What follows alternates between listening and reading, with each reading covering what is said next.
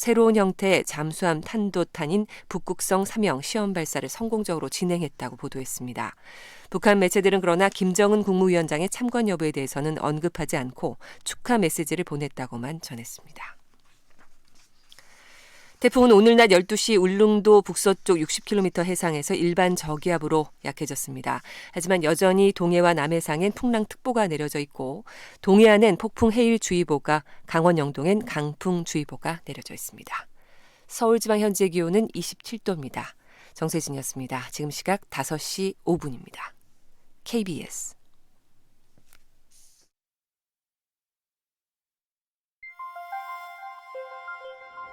대한민국 중심 채널 KBS 1라디오. Listen, everyone.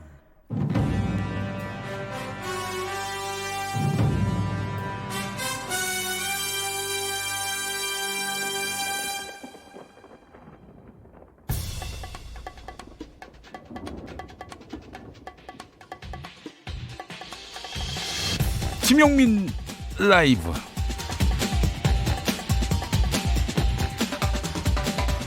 (2019년 10월 3일) 목요일입니다. 안녕하십니까, 김용민입니다.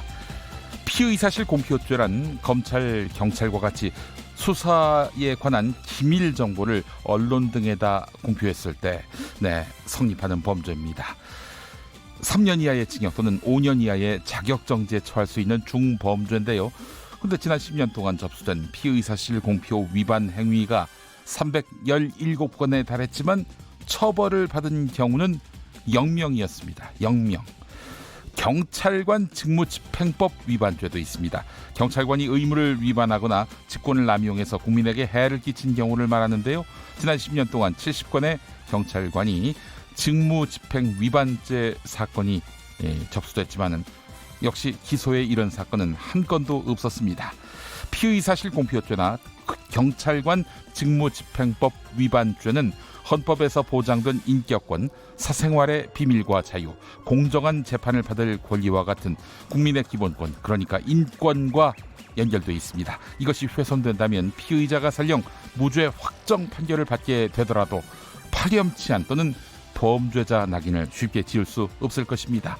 개인, 가족, 주변인의 고통은 회복될 수가 없는 것입니다. 사람은 곧 하늘이다. 인내천을 의미하는 인내천, 사람은 곧 하늘이다. 이 의미를 새롭게 가지는 개천절입니다. 그런데 인권이 말뿐인 이 땅을 돌아보게 되는 날이기도 하고요. 당신의 저녁은 아침보다 똑똑하다. 여기는 김용민 라이브입니다.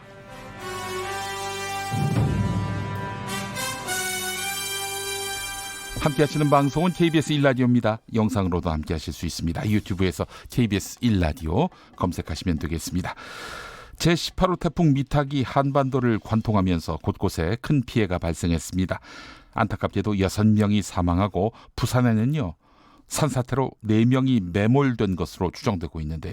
아직 확인되지 않은 매몰자가 있어서 인명피해 규모는 더 커질 것으로 보입니다. 각 지역 연결해서 피해 상황 알아보겠습니다. 전화 연결된 곳이 있는데요. 강원도입니다. 지난밤 강원도에 많은 비가 내렸습니다. 물폭탄이 따로 없었는데요. 강원도 재난안전상황실 전상준 재난안전실장 연결해서 현재 상황 알아보겠습니다. 전상준 실장님 나와 계십니까? 예, 나와 있습니다. 네, 밤새 고생 많으셨습니다. 네, 밤새 근무하시느라고 상황실에서 쪽잠 주무셨다는 얘기도 들었습니다. 예, 그렇습니다. 네, 영동 지역에 어마어마한 비가 온 것으로 알고 있는데요. 어떻습니까? 지역별로 비가 얼마나 왔는지 말씀해 주시겠습니까?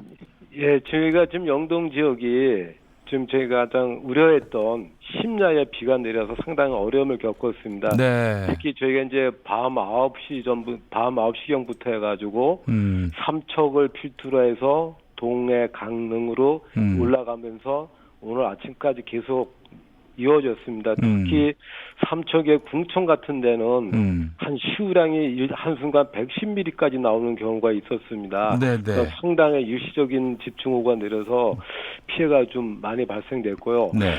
삼척 같은 궁천은 한 417mm, 삼척의 평지역들이 한 388mm, 네.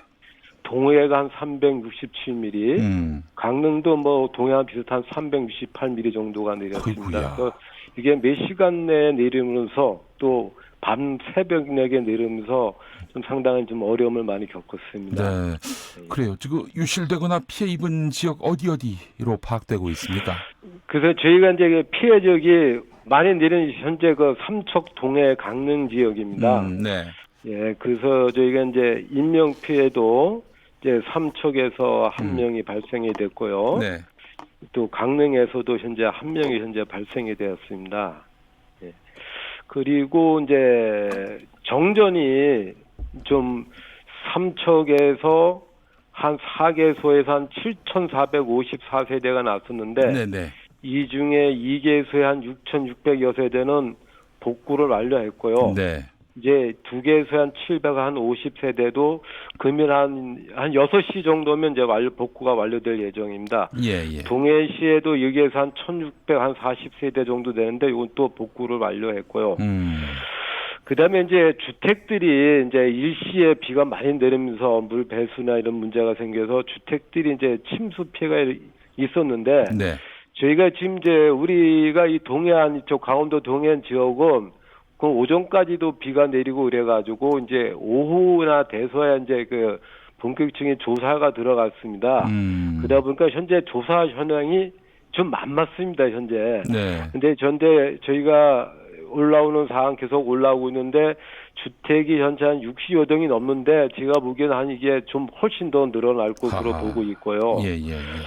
그다음에 이제 그 도로 같은 경우에도 이제 통제가 많이 비탈면이 유실되거나 침수가 돼서 많은 교통 통제가 이루어졌습니다. 네. 국도 7호선 같은 경우에도 삼척에서 3개 구간이 강릉에서 2개 구간이 발생이 됐는데 현재 삼척 4개에서는 현재 응급 복구를 완료를 했고요. 강릉 2개에서도 이제 오늘 저녁쯤 되면 응급 복구가 완료될 예정입니다. 네, 네. 예. 알겠습니다. 그 예, 피해 예. 복구 대책은 어떻게 계획하고 있는지요? 저희가 지금 이제 피해 조사들은 이제 정밀 조사를 저희가 이제 13일까지 이제 조사를 하고요. 네. 저희가 이제 공공시설이나 이런 것들에 대해서는 응급 복구를 좀 조기에 마무리할 수 있도록 이렇게 추진하고자 합니다. 네. 예, 예. 지난번 그 화재 피해가 심했던 영북 예. 지역이라고 하죠. 속초, 예, 예. 고성 지역. 그쪽의 예. 비 피해는 크지 않았는지요? 예, 지금 속초가 한 95mm, 아. 그쪽에 고성이 한 60mm, 강릉 5개 지역도 있었는데 네네네. 다행히 이번에 산불 피해 지역에서 2차 피해는 현재까지 발생이 되지 않은 것으로 이제 확인이 되고 불행 중 있습니다. 다행이네요. 예, 예. 알겠습니다. 예. 사실 그 바닷가가 있는 지역 같은 경우에 이 뭐 침수된다 이런 것들이 잘 상상이 안 되긴 합니다만은 예전에 십수년 전인가 속초에 큰 비가 와서 도시 전체가 물에 잠긴 적이 있었지 않습니까? 예, 속초도 그쪽 영롱화 쪽에 이제 상습 침수 지역이 좀 구간이 좀 있습니다. 네. 그 지역에도. 예, 알겠습니다. 그렇기 때문에 단 한 군데도 방심할 수 있는 곳이 없다. 이렇게 생각이 됩니다. 네, 전상준 재난안전실장님 오늘 말씀 잘 들었습니다. 계속된 수고 예. 부탁드리겠습니다. 예, 고맙습니다. 네, 강원 재난안전 상황실 연결해봤습니다. 자, 이번에는 낙동강 홍수 통제소로 한번 가볼까요? 최규현 과장 연결돼 있습니다. 최규현 과장님 나와 계십니까? 예, 안녕하십니까? 네, 자, 낙동강 홍수 통제소에서 어떤 일을 담당하고 계십니까?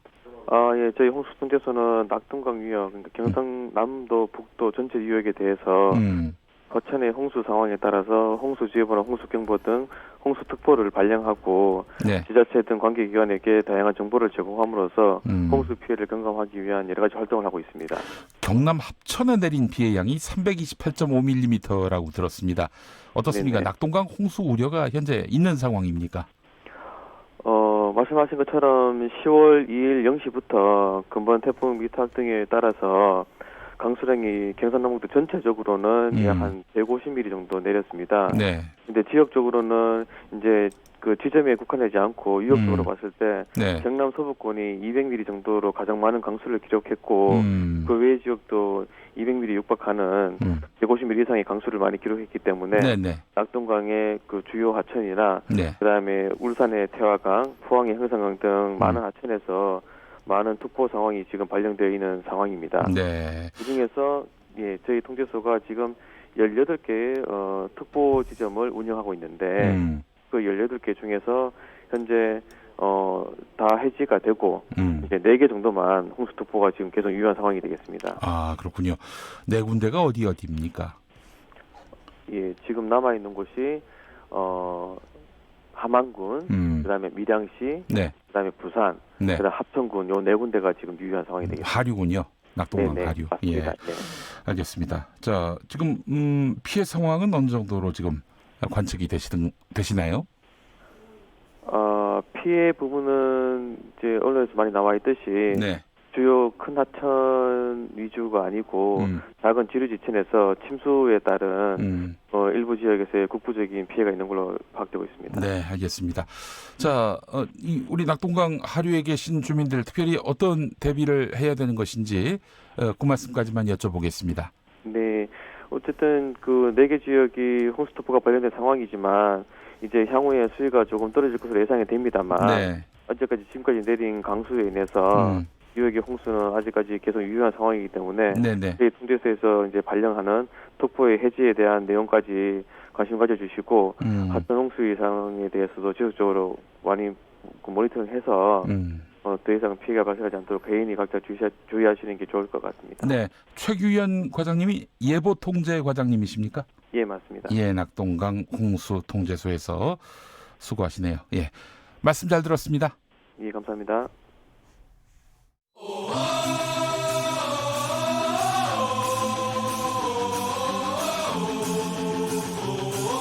김용민 라이브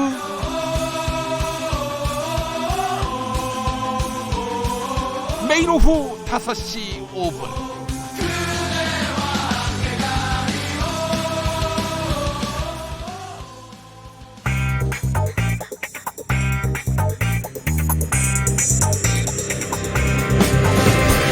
오늘 타임라인을 수놓은 말말말 김용민 라이브가 수집해서 들려드립니다. 소리로 듣는 그리고 세상을 읽는 뉴스 세상의 모든 뜨거운 목소리 그 말말말에 김용민 생각까지 더해서 리뷰하겠습니다. 지금부터 볼륨 업 귀 쫑긋 핫소리 시작합니다.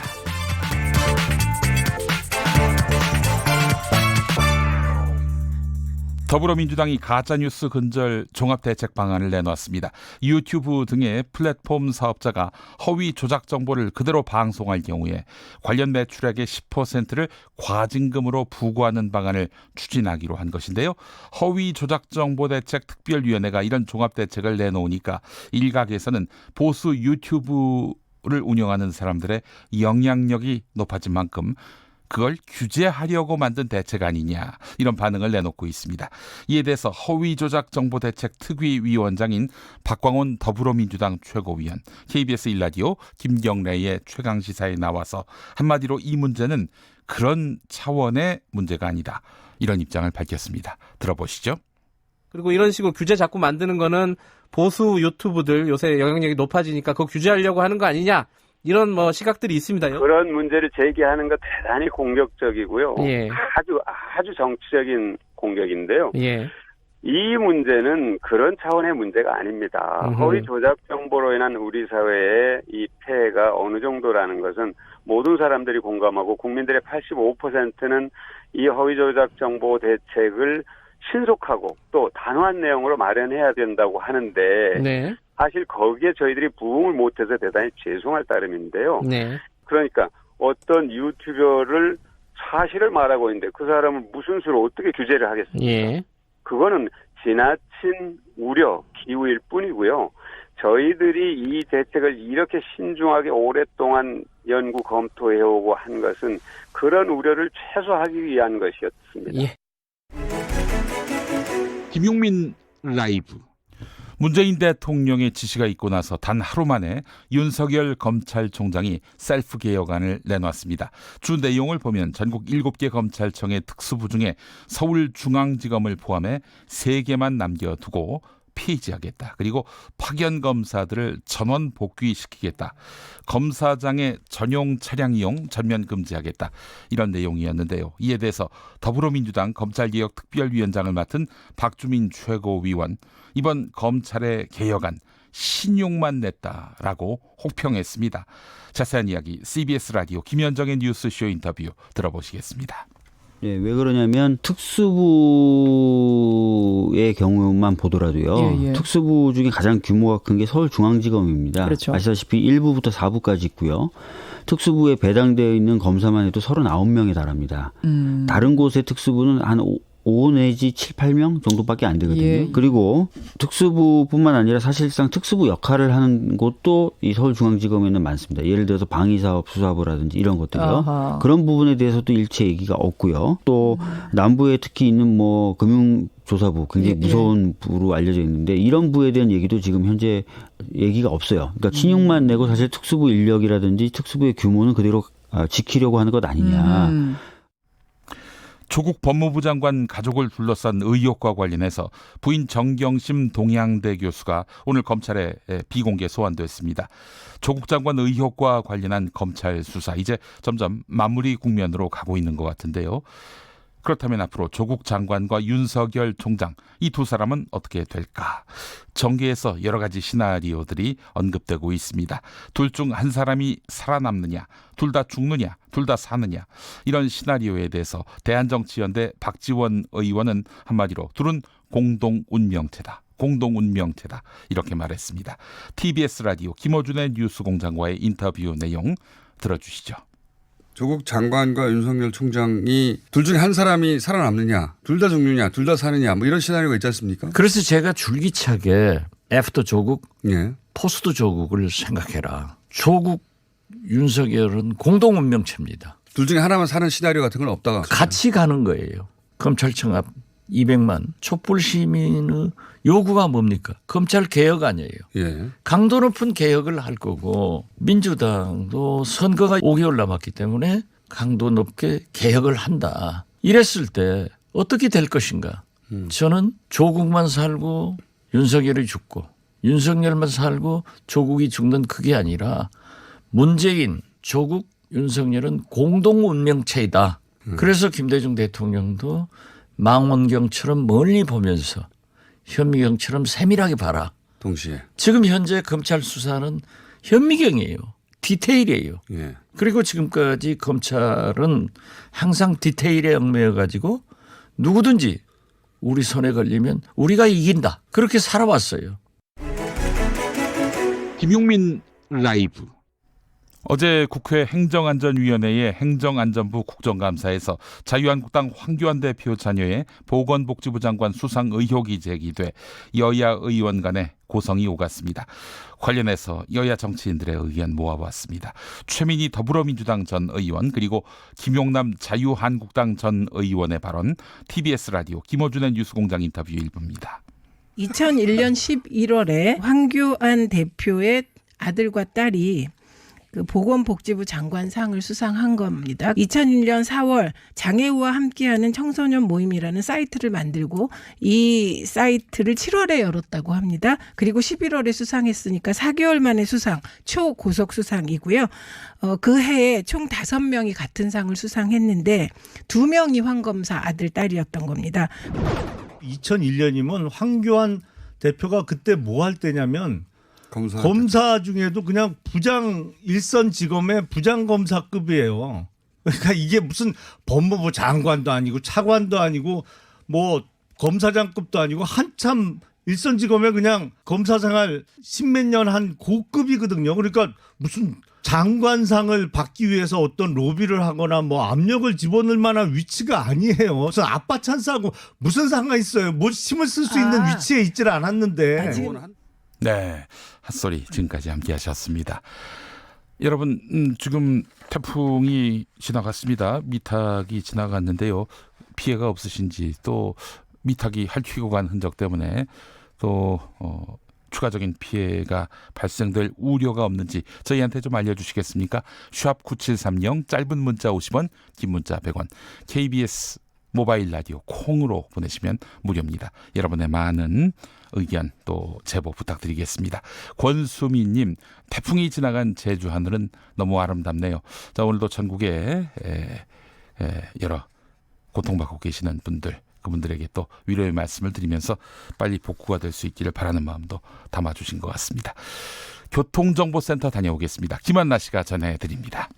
네, 고속도로는 평소보다 교통량이 많지는 않은데요. 영동고속도로는 현재 비가 내리고 바람이 많이 불고 있어서 사고 나지 않도록 주의하셔야겠습니다. 경부고속도로는 부산 쪽으로 한남에서 서초까지 밀리고요. 서울 외곽고속도로 판교에서 일산 쪽으로는 장수에서 송내 사이 정체입니다. 반대 일산에서 판교 방면으로는 중동에서 송내까지 흐름 더디고요. 서해안고속도로 서울 방면으로는 일찍에서 금천까지 속도 떨어집니다. 서울 시내는 세종대로 광화문 광장 일대에서 현재 대규모 집회를 마치고 행진을 시작했는데요.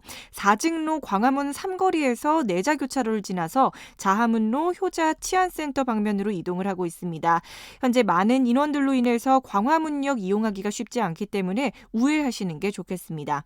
동부간선도로 의정부 쪽으로는 성수분기점에서 성동구간 2차로에 고장난 차량이 서 있고요. 내부순환로 성수 쪽으로는 연인앰프에서 정릉터널까지 어렵습니다. KBS 교통정보센터였습니다.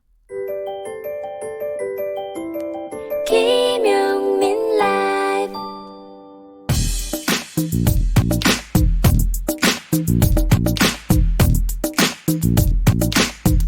쏙 인터뷰. 귀에 쏙 맘에 쏙 인터뷰 시간입니다. 북한과 미국이 10월 5일 모레입니다. 토요일에 그 실무 협상을 진행하기로 합의했는데요. 갑자기 북미가 다시 대화의 급물살을 타고 있어요. 그 이유는 무엇인지 김홍걸 민족화해협력 범국민협의회 대표 상임의장 초대해서 북미 수장의 속내 또 북미 관계의 내막을 소상히 들여다보겠습니다. 김홍걸 의장님 어서 오십시오. 예, 안녕하세요. 김홍걸입니다. 네, 오랜만에 뵙습니다. 예, 북미 간 재협상이 시작되려고 하는데 일단 내일 예비 접촉을 하기로 했고요. 북미 대표단은 오늘 경유지인 베이징에 도착했다고 하는데 약 3개월 만에 북한과 미국이 마주 앉게 됐습니다. 북미의 이런 움직임 아무래도 고무적으로 봐야 되겠죠? 뭐 일단 협상이 다시 재개됐다는 점에서는 고무적으로 볼 수 있는데 네. 미국 측이 과연 어떻게 나올지는 상당히 미지수라고 봐야죠. 지금 현재는. 일단 미국으로서는 볼턴 백악관 국가안보보좌관 이분을 해고시켰어요. 예, 그러니까 결국에는 그동안 북미 대화의 걸림돌이나 다름없었던 그 존재가 치워졌기 때문에 아무래도 대화가 청신호 아니겠는가 이런 그 기대 섞인 추정을 해봅니다. 볼튼이 물론 달갑지 않은 존재였던 건 확실한데 네네네. 뭐 볼튼이 어떤 사람인지 뻔히 알면서 트럼프 대통령이 데려다 썼던 거거든요. 예. 또 하노이 회담 때도 그 사나운 맹수를 회담장에 풀어놔가지고 회담을 결렬시킨 것도 결국은 트럼프 대통령의 결정이기 때문에 뭐 트럼프 대통령이 지금 갑자기 볼턴 때문에 일이 뭐 그동안에 잘못됐었다 하는 건 핑계고요. 일단 그래도 볼턴 같은 사람을 정리하면서 북측에 좀 긍정적인 메시지를 보내고 김정은 위원장의 체면을 조금 살려준 것은 협상에는 좀 긍정적인 신호일 수는 있죠. 당연히. 볼턴이 중앙일보하고의 인터뷰에서 북한 지도부는 내가 민간인 신분이 된 걸 기뻐할 것이다 이렇게 말하기도 했는데요. 아니 근데 그 6월에 그렇게 트럼프 대통령하고 김정은 위원장이 만났단 말이죠. 그리고 한 3개월이 지났습니다. 3개월 지났는데 뭐 그동안 대화가 전혀 이루어지지 않았던 건지. 뭐 양측이 다 양보할 준비가 안 돼 있었던 거죠. 특히 미국 측이 이제 하노이에서 내놨던 입장, 빅딜을 요구한다. 먼저 북한 측이 많은 것을 내놔라 하는 그 입장에서 양보를 안 하고 있었기 때문에 북측도 쉽게 나올 수가 없었던 거죠. 네, 그렇군요.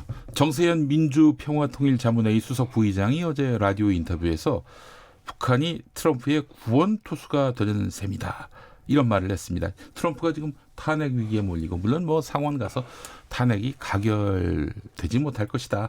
하원에서 통과가 되더라도 뭐 이런 전망도 있습니다만은 그러나 어쨌든 이 국면 자체가 굉장히 그 재선을 앞두고 불리한 국면인 것만은 분명하기 때문에 북한 이슈로 돌파를 하려는 것 아닌가. 그렇다면 북한이 트럼프에게 일종의 구원투수가 되지 않겠는가. 이런 전망을 내놨습니다. 어떻게 그건 보십니까? 트럼프에게 지금 북한 카드가 네. 어떻게 사용될지 이것은 쉽게 예측하기가 힘든데요. 트럼프가 이제 극과 극의 선택을 할 수 있다는 얘기죠. 네. 그러니까 한편으로는 어차피 이제 탄핵 국면에서 뭐 북한 카드가 좀 써먹을 수 있다 하더라도 그것을 네. 그게 완전히 이 북한의 백기투항 항복을 받아내는 수준이 아니면은 네. 어차피 이 트럼프의 적대적인 민주당이나 언론이 실패로 그것을 규정할 것이기 때문에 하노이 때처럼 예. 네. 그렇기 때문에 별로 도움이 안 된다. 네. 뭐 지금 어차피 북한이 ICBM이나 핵실험은 안 하고 있으니까 네. 그냥 현상 유지로 가자. 네. 그러니까 한꺼번에 많은 걸 받아내지 못한다면 그렇게 갈 수도 있고 반대로 이 트럼프가 그동안에 내세울 만한 외교적 성과가 없었는데 네. 그러니까 북한이 그런 핵실험 ICBM 발사를 안 하는 것을 오바마 정권이 못한 자신의 성과로 자랑을 해왔지 않습니까? 예. 근데 만약에 이제 트럼프 측이 북측의 요구처럼 금년 내에 어떤 새로운 셈법을 내놓지 않을 경우에 네. 트럼프 정권에선 틀렸다고 생각하고 네. 내년에 다시 또 ICBM을 쏴대는 날이면 트럼프 대통령으로서는 굉장한 악재가 되기 때문에 그걸 막기 위해서라도 일단 양보를 좀 하자. 네. 이렇게 또 좋은 방향으로 갈 수도 있고 네. 이 극과 극의 결과가 나올 수 있다는 얘기죠. 네, 알겠습니다. 김홍걸 의장께서 최근에 그 트럼프 대통령 탄핵 정국에 대해 외신 기사를 많이 보고 분석하신 걸로 알고 있습니다.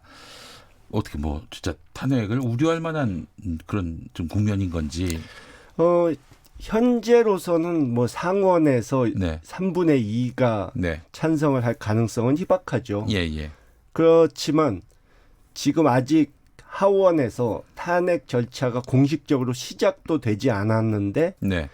탄핵 찬성 여론이 거의 50% 육박하고 그래요? 네, 또 계속해서 언론에서 여러 가지 트럼프 대통령의 데미지를 줄 수 있는 그런 얘기가 나오고 네. 이제 하원에서 공식적으로 이 여러 가지 자료를 요구하고 증인을 요구하고 하면은 네. 앞으로 한 2달 동안은 네. 트럼프 대통령이 아주 괴롭게 될 수가 있거든요. 그리고 제가 이제 보기에는 네. 트럼프 대통령이 지금 굉장히 패닉한 상태다. 아, 그래요? 네, 굉장히 그러니까 막 트위터로 예.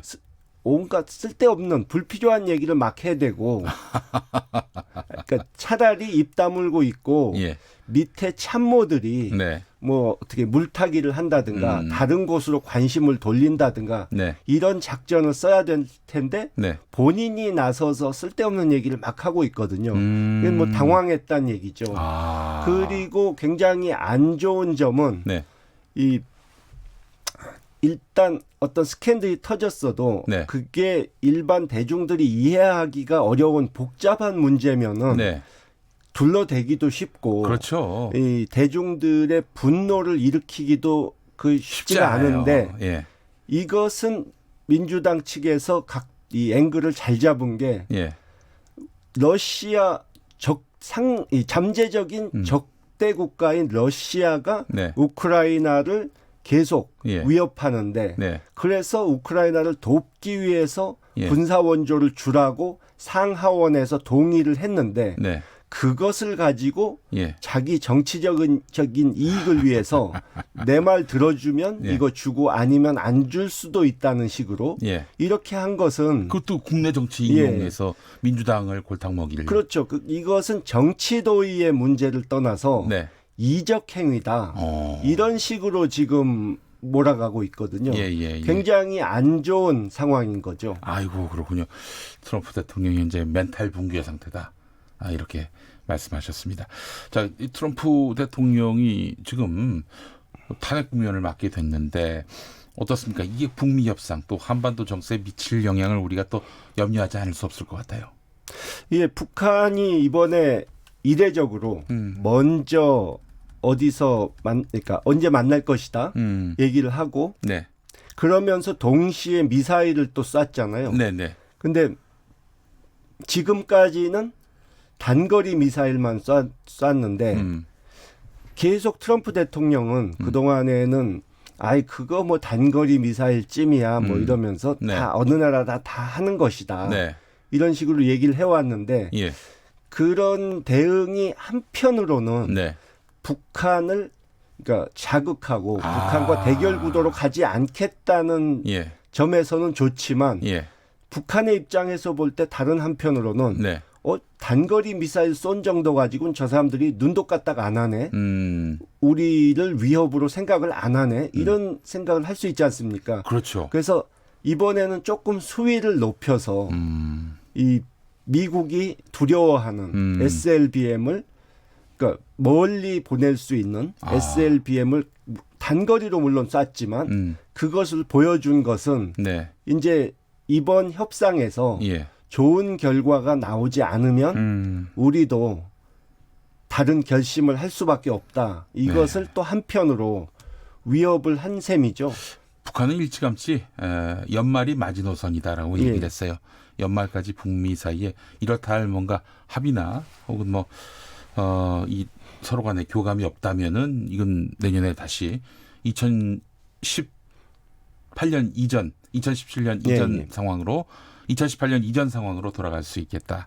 그런 그러니까 생각도 다시 듭니다. 말해서 북한 측은 이제 탄핵 때문에 그 시계가 더 앞당겨졌으니까 자기들이 북측에 북측이 아니라 자기들이 미국 측에 선물을 줄 수도 있고 정말 최악의 선물이 갈 수도 있으니까 선택을 해라 하고 지금 압박하는 거죠. 자, 그렇다면 최선희 북한 외무성 제1부상이 최근에 언급했던 새로운 계산법 이 자리에서 나오게 될지요? 쉽게 그 결론이 나오긴 어려울 텐데요.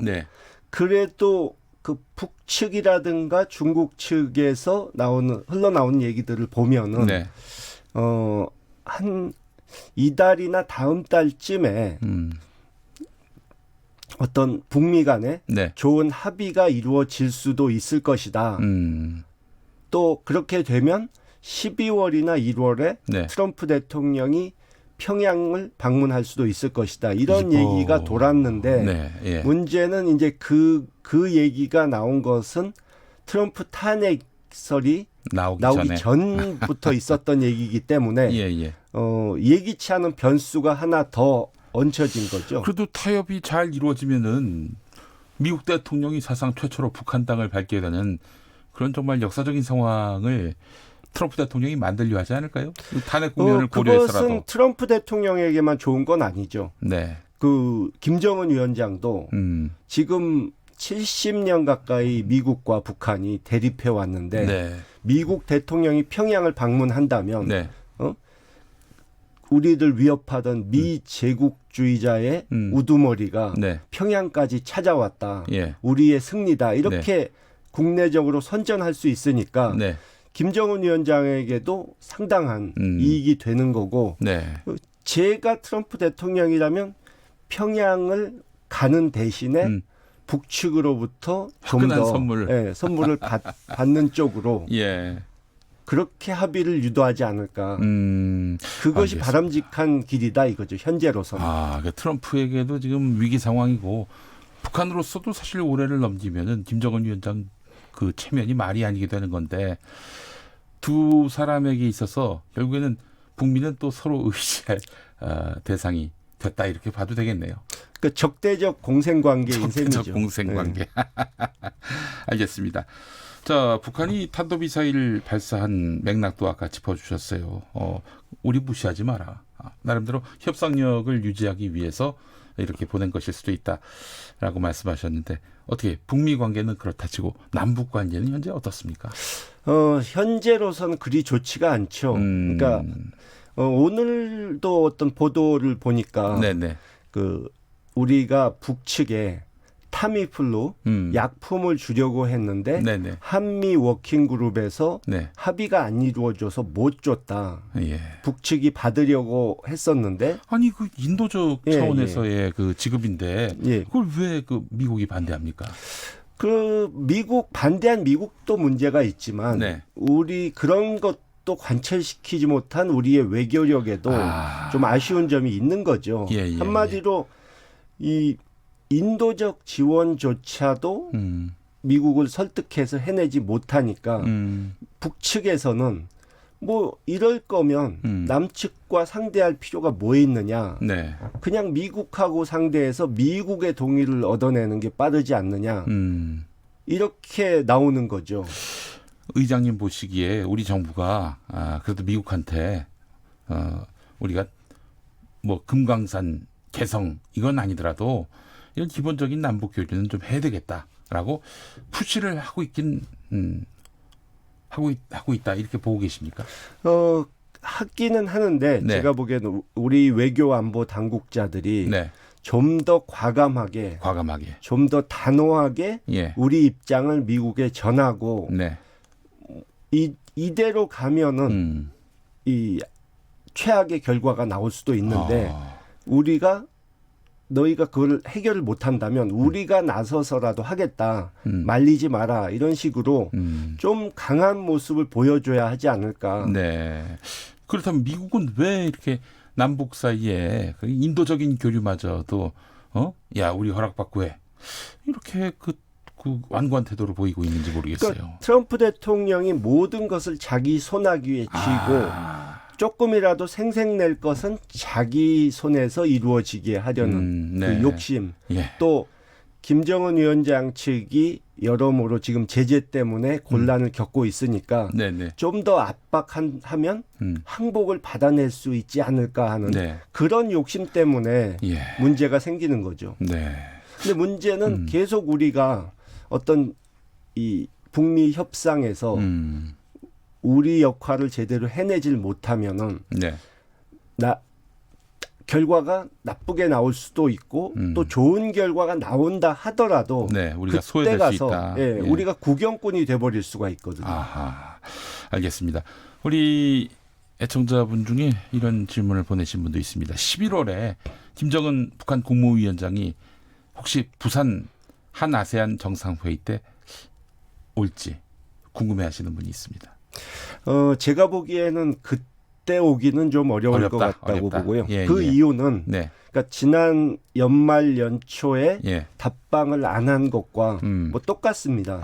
그러니까 우리 남쪽에 오면 뭔가 선물을 받다 가야 되는데 지금 제재가 하나도 풀리지 않은 상황에서 받아갈 수 있는 게 없잖아요. 네.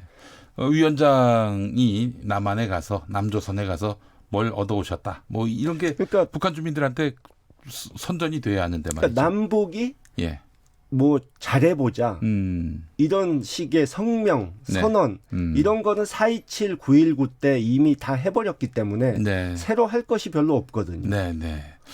알겠습니다. 아이고 복잡한 북미 남북 관계입니다. 한 치 앞을 내다볼 수가 없네요.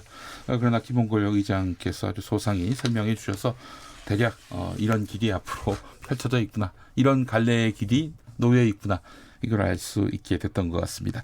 민족화해협력 범국민협의회 대표 상임의장인 김홍걸 의장 오늘 말씀 잘 들었습니다. 예, 감사합니다. 스튜디오에 나와주셔서 감사합니다.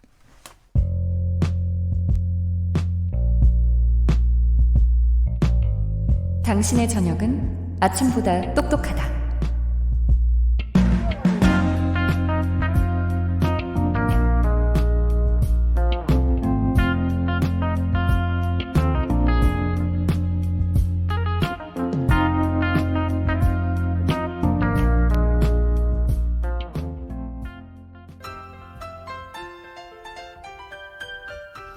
여러분 안녕하십니까. 용용 엄기용입니다. 석석 어디 나가 있습니까? 네, 저는 서울 광화문 세종문화회관 앞에 나와 있습니다. 네, 보수 단체 회원들이 많이 모인 행사, 또 기독교 단체 회원들이 또 많이 모인 행사.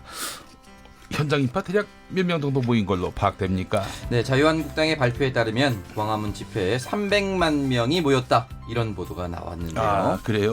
서울 인구의 한 3분의 1이 거기 모였다. 네, 예, 알겠습니다. 어떻게 그 계산법이 어떻습니까? 네, 이 말씀드리는 순간 오늘 현장에 나와 있는 황교안 자유한국당 대표를 만나보도록 하겠습니다. 대표님 안녕하세요. 하늘이 열린 날 광화문에서 세모를 외치다.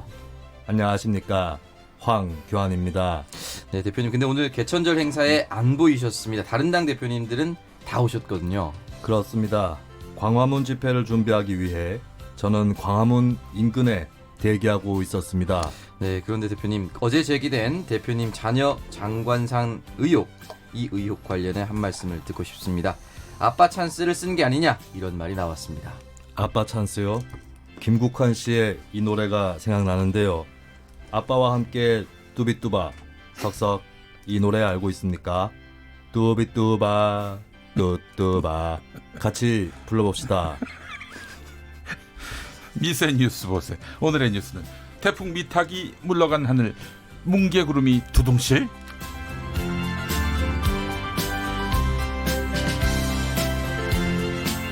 미세 뉴스 보세 이어가겠습니다. 자, 시사평론가 김수민 씨, 오창석 씨, 어서 오십시오. 반갑습니다. 반갑습니다. 네, 어제 태풍 미탁이 한반도를 핥힐 것 같습니다. 행복한 엄마라는 비명 쓰시는 분, 경남 창원인데요. 집 앞 도로에 돌과 토사가 엄청납니다라고 하셨어요.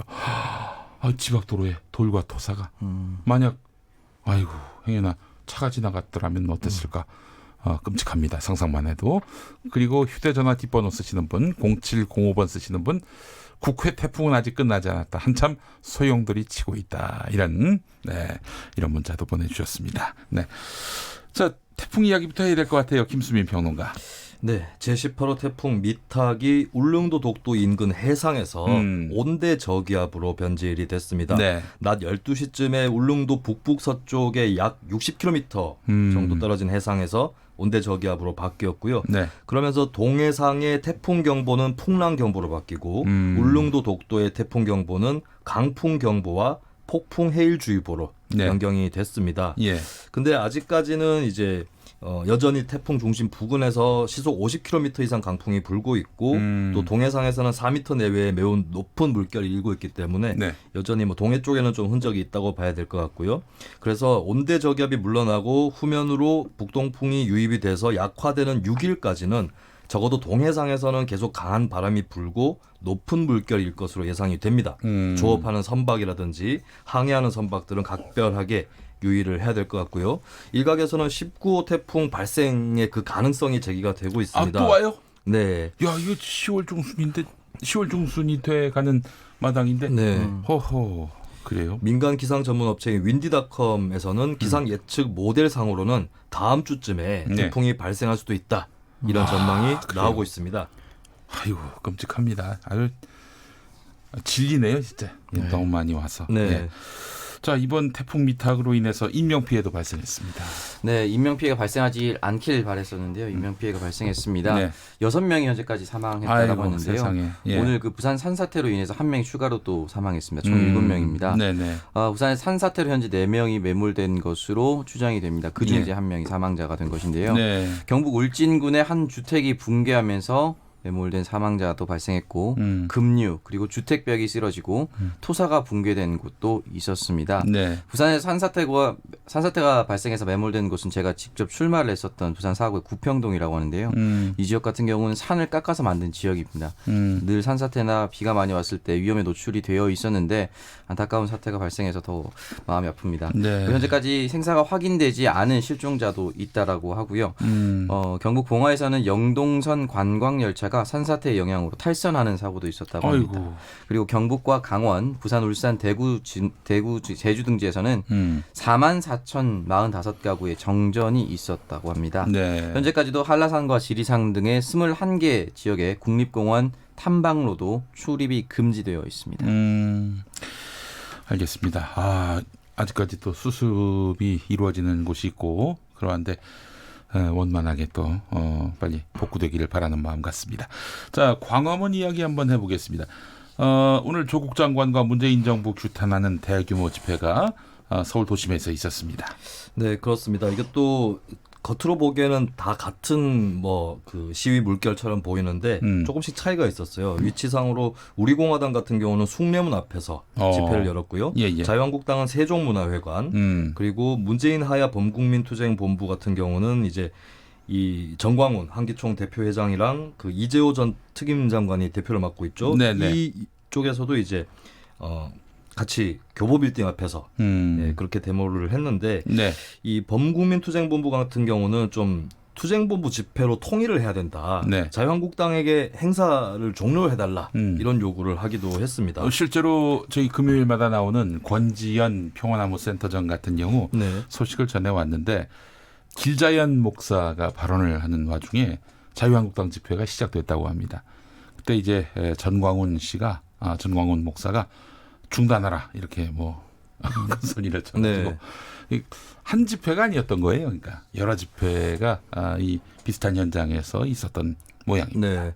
그리고 이제 지난주에 서초동의 검찰개혁 촛불 집회 같은 경우 200만이 나왔다라는 주장이 나왔는데 이를 의식한 듯이 오늘 조국 문재인 규탄 집회는 300만 명이 왔다라는 것이 집회 관계자들의 주장이었고요. 근데 이렇게 된 김에 사실 이게 되게 희화화되고 있는 것 같은데 이 생활인구 데이터 분석이라는 걸 할 수가 있습니다. 지금 네티즌 분들도 그 정보를 받아서 분석을 하시는 분들이 있는데 지난주에 서초동 촛불 집회도 30만이 넘을 수 없다라는 결론이 많이 나왔거든요. 이 집회라든지 이렇게 자꾸 그 집회 인파를 갖고 주장을 할 거면 진짜 데이터를 가지고 글쎄 말이에요. 언론에서도 집계를 한번 해볼 필요가 있을 것 같습니다.